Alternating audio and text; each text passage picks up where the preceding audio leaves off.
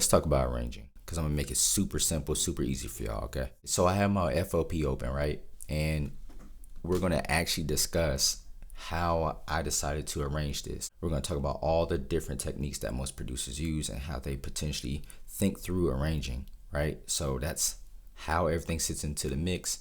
That's how everything is layered and put together, and even the general song structure, right? So if you guys stick to the end, I'll also give bonus tips on how you can study arranging and just production in general. All right, so let's get right into it. Off rip, tip number one is to not get stuck in the channel rack and look at everything as a MIDI and big loop, and just extract everything into an audio file. So essentially what I'm suggesting is that you look at every single instrument as an audio file or an individual stem. When you do this, you basically allow yourself to see how each individual piece plays a big role. And it's that simple. So let's look at this key for a second.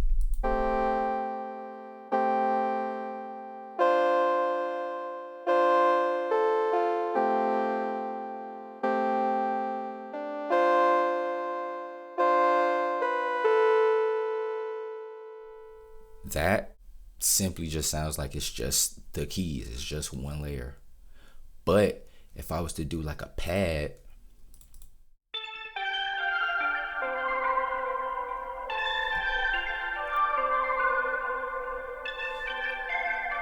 so you can hear it, especially at the tail end right there. The pad has like a lot of texture. It sounds like it's multiple layers. So I'm gonna just stick with me. I'm gonna show you how identifying, like, if there's potentially additional stems within that one audio file means something. I know it sounds like a lot, but it's not. Just stick with me. But when you separate everything to its own individual stem, you can actually zoom in. You can see volume visually. You can see sustain of things, the release of things, the pockets of space, what frequencies each individual stem feels. You can obviously hear how big or small a sound is. You can think of things as, like I said, a stem of audio where you can cut things, slip things, move this here. You get what I'm saying? Like, you can reverse different stuff. You can start to think about real intention behind each individual stem and each groups of layers.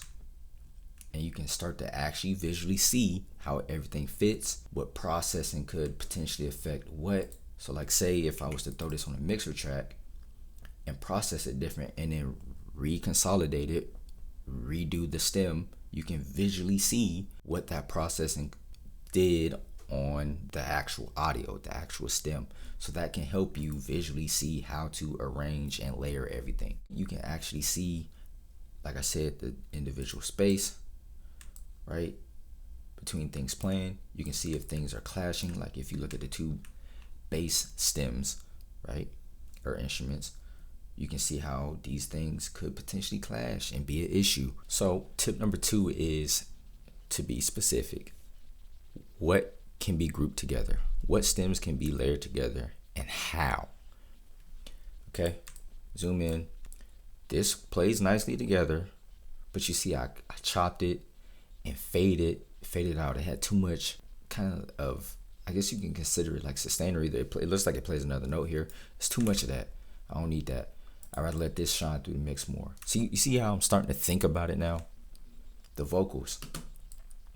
When I do that, also the vocals pop more and a frequency that sits on top of that. And I'm gonna tell you exactly how I got these color waves on here if you don't know, because that's sauce in itself. Like it makes it so much easier to see everything. So if I play this part, let's mute the bass.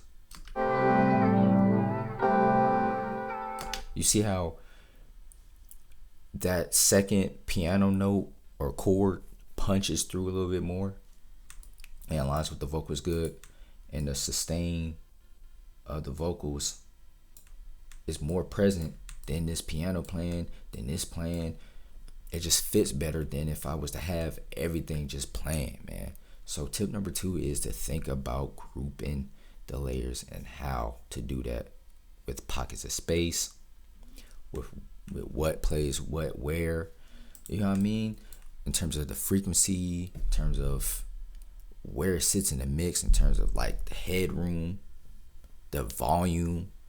Like that's tip number 2, because you can visually freaking see it and you can manipulate it real quick without having to click between the MIDI, click between, you know what I mean? You can pan this here, turn the volume down. You can do all you need to do as a stem, as an audio file. That's all I'm trying to harp to you guys, is that arrangement becomes 10 times easier as an audio file. Even right here, boom. Little cut right there because I wanted even more of a gap of space. You see what I'm saying? So you can hear on this part, this little extra key playing right here. The sustain of the vocals, or the release of the vocals right here. You can hear the swell right here, the reverse swell or reverse vocal in this case. You can hear that come in. You can see how everything gets big at this point right here and then goes into this. You see what I'm getting at? So that's tip number 2, man. Okay, so tip number 3, man, is to have fun resampling yourself and keeping every single piece of audio created in the process. So here's what I mean. Usually when I stem things out, you have the option to, you know what I'm saying, let's say render as an odd clip. You have an option to either cut the remainder, leave the remainder, right? I don't even find a use for that, so forget that. Most people would probably leave it on cut. Me, nah, I leave it on leaving the remainder, because you get the reverb tails, you get the delay tails, and all these other effects. Sometimes they have a bit of release to them, right? And you get those, and you'll be surprised what type of texture, what type of ambience you get from doing that. So a lot of times, even here, see, this is part of the pad that I repurposed, and I think it's actually the tail. I repurposed it, reversed it, and used it as kind of like a bigger swell, which takes the place of what the vocal did here on this section, right? So that's tip number 3. Have fun, resample, right? Even in terms of adding additional layers, okay? This is the exact same notes as the bass guitar down here, but it's a different instrument. This is an upright bass guitar. A upright bass, a live instrument, and this is a bass guitar, which is also a live instrument, but they have a different type of twang to them. You know what I mean? So I layered in that way, and what you get from that is, obviously, if I zoom in, you can visually see how that's way different than the notes being played in the actual bass guitar. I had fun playing with the pockets of space and the bounce. See, this gets cut. It doesn't play all the same notes. See what I'm saying? See what I'm getting at? So have fun resampling yourself, playing around with audio. Another good tip. This is a big one. Boom. This sauce right here, for real. Rolling sampler. You're going to see me talk about this a lot.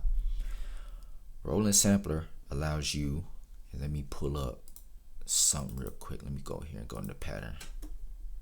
Okay, cool. Each time I play something,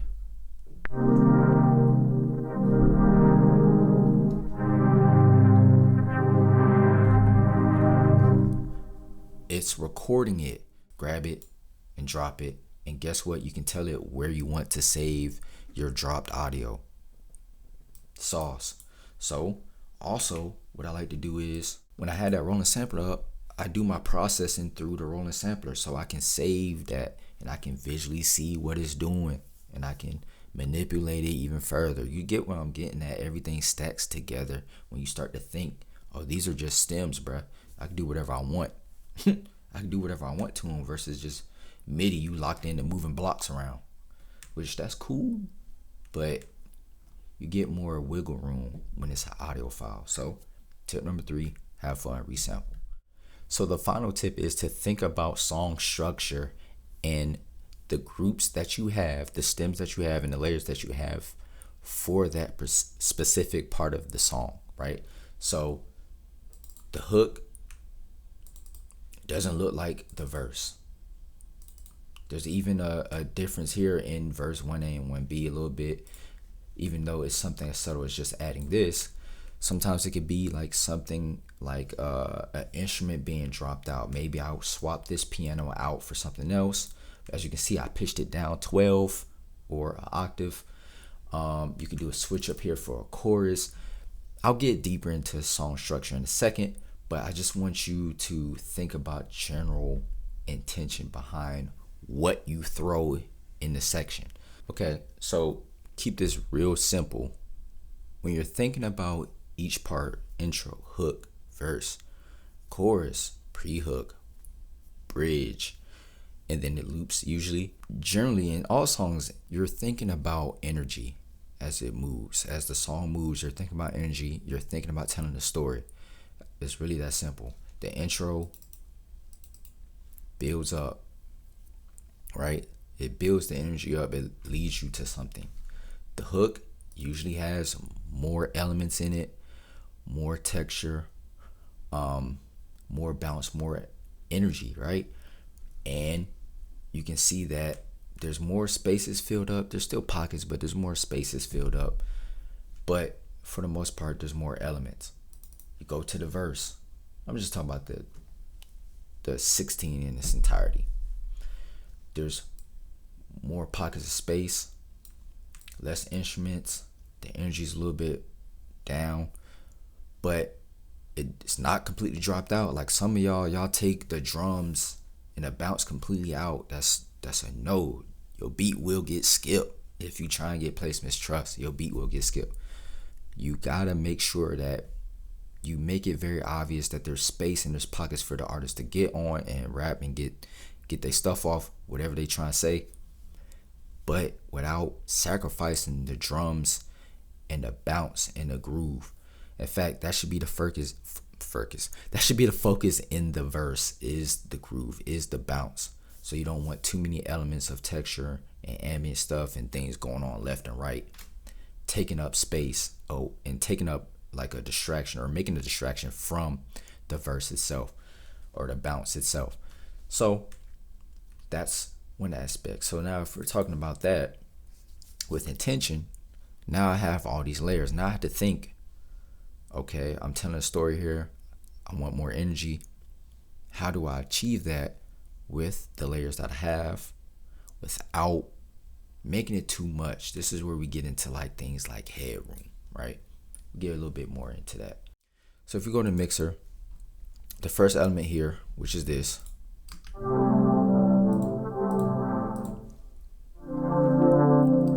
is panned slightly to the left. Slightly to the left. If you look at the next element, which is this, I believe, it's panned slightly to the right. So they make space for each other. That's how you fit extra layers in sauce. You go here. I believe this is not playing right now, but that's the pad.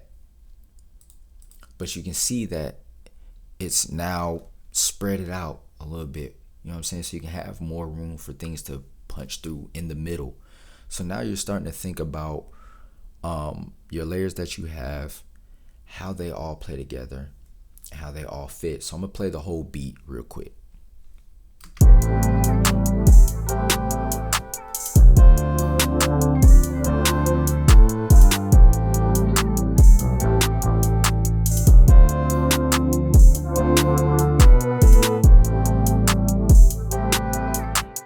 So you see how it's telling a story. Each element has its role. The bass carries a groove that plays nicely with the progression of the main chords. The vocals singing to you. You know what I'm saying? That does something to you emotionally with your energy, right? The swell here that I did carries into the next 8 bars, right? Yeah, this 8 bars. Do I know how to count bars? Dang. It leads to the next section, essentially, right? You can hear audibly how the drums fit into the mix of everything and how there's not too much clashing going on. This is where you mix better because you're building everything out with intention, right? So that's pretty much that. Not to be too long-winded. An intro can be wherever. It can be 2 bars. It can be 4. It can be 8. Pop does whatever the hell they want to do. Sometimes they have intros that be 16, 12 bars. Man, numbers aside, bro. Like, you can find on any other video that is very simple. A hook is usually 8 bars, or it could be 16. Sometimes I'll break that up and I'll do like a pre-hook that leads into, like, this could be called a pre-hook, this part right here. And then I could do another, this could be the hook, right? This could be pre-hook. You know what I mean? That leads into different type of mood, different type of energy. And so when you start to think about how this 8 bars can be different than this 8 bars in the verse section, right? When you start to think with intention about how the song is structured, how everything moves, that's when you can start to do your fire switch ups. You got all your elements, you got your stems, you resampled, you had fun, you did all the previous tips, and everything can come together now when you talk about the big picture and just general song structure. So I'm gonna play a little bit of the verse so you can see the difference between the hook and the verse. Actually, I'm gonna play from right here so you can see how I carried the rhythm and the energy.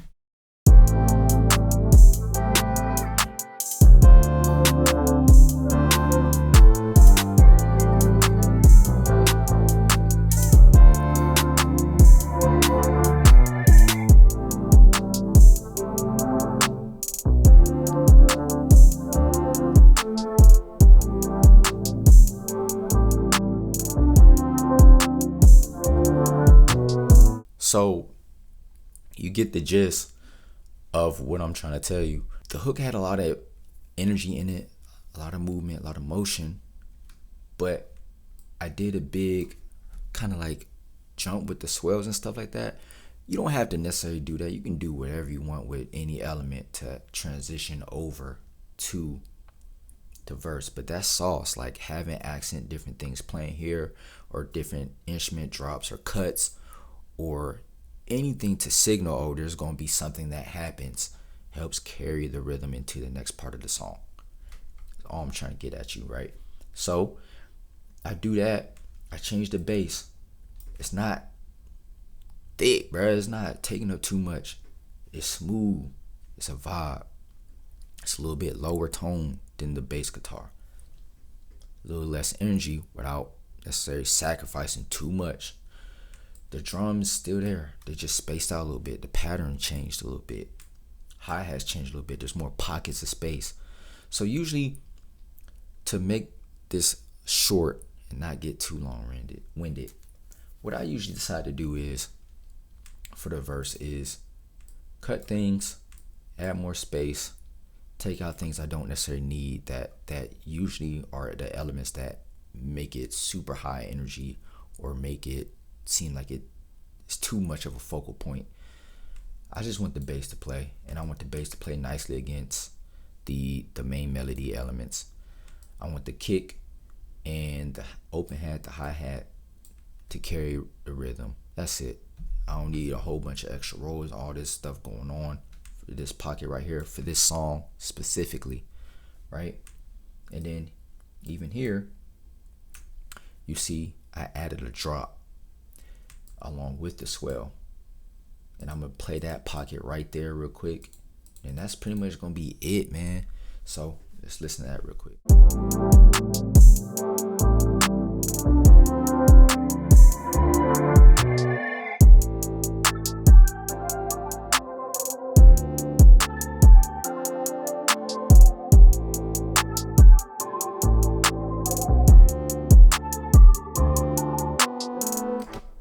So, I could get into the bridge, but I kind of look at the bridge and the intro kind of the same. I'm not going to get that deep into that.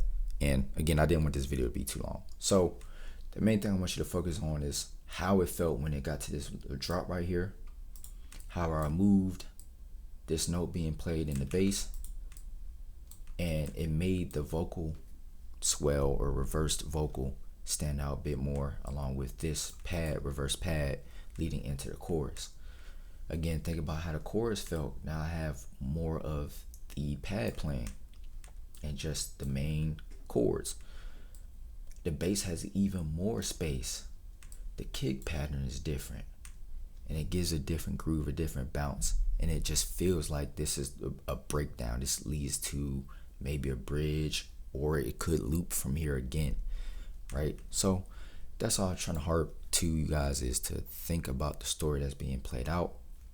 Now, let me get into the additional tips as a thank you for making it to the end, and as extra game, extra free sauce, man. So let me get into those. If y'all don't know about this right now, man, y'all been living on a rock, man.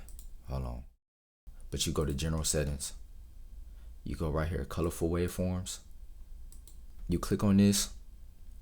You click on color map. Sauce, free game. You get to see visually what's going on. You might be thinking, I don't want my dog to look exactly like yours, bro. Like, what the hell? That's cool. You go to theme. You click on the meters. You can adjust the colors there. But most importantly, click on waves. When you click on the waves, you can control. FL kind of glitched right now. I don't know what's going on, but usually it tells you the frequency range where the colors start to blend in and change, and you'll get to visually see what's in the low frequency, what's in the highs, what's in the mids. So for mine specifically, I don't know, FL tripping. For mine specifically, the bass, you can see it's kind of like a reddish orange or something right there, right? The higher frequencies are like pink, almost getting into like white. You know what I'm saying? Like a hot white color. You know what I mean? Is that a color? Hot white. Anyway, you can see that the mids to high frequencies is a certain color, right? Oh, my junk lagging. You can see that the mid frequencies, almost getting into the lows, has a certain color. You know what I mean? So maybe you don't like the color scheme, but you can play around with the different colors and figure out what works for you, how you like to see things visually. And that's game right there, because you can actually see what's playing in what frequency, right? So that's number one. Now, looking at the extras, man, what I got for y'all. So here, this kind of like gets into studying. So I recommend getting the closest thing you can get to having the actual physical FLP. This guy's been co-signed by Metro Boomin for being just about 90%, if not damn near 99% accurate, and that's Aiden. Aiden's Patreon specifically. So I'm gonna pull up his YouTube, put it on the screen as I'm talking about him.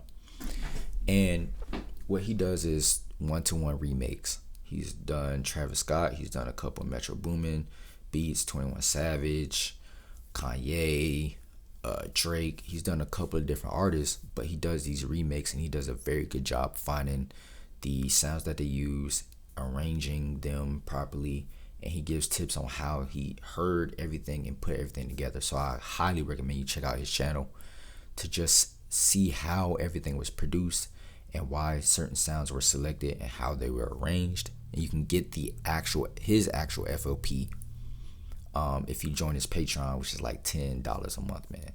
If you serious, I'll spare the $10 a month. If Metro is saying that he got it one-to-one, or he's pretty damn close, then I would take the advantage of like looking at the FLP and studying the FLP and seeing how it was structured from just about pretty much Metro's lens, right? If he did the Metro beat and you're looking at that.